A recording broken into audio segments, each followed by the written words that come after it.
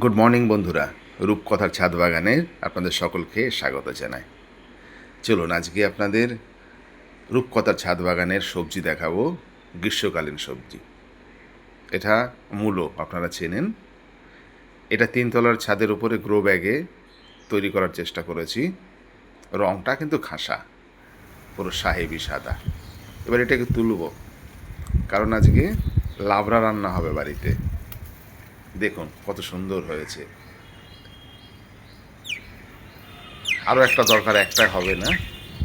আর পাখির ডাক শুনতে পাচ্ছেন, এটা সম্পূর্ণ প্রাকৃতিক। এবার নিজের বাগানের সবজি নিজের হাতে তুলছি, এর অনুভূতি আলাদা। এবার লাবড়ার জন্য পুঁই গাছ লাগবে, পুঁই শাক, সেটাও আছে। চলুন সেটাও একটু তুলে নিই। হ্যাঁ, এই কাঁচির সাহায্যে কেটে নিচ্ছি।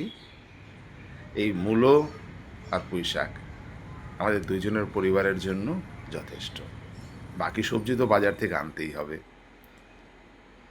আরও দু একটা গাছ দেখালাম আপনাদের। এই দেখুন, মূলো আর পুঁই শাক, নিজের হাতের তৈরির স্বাদই আলাদা।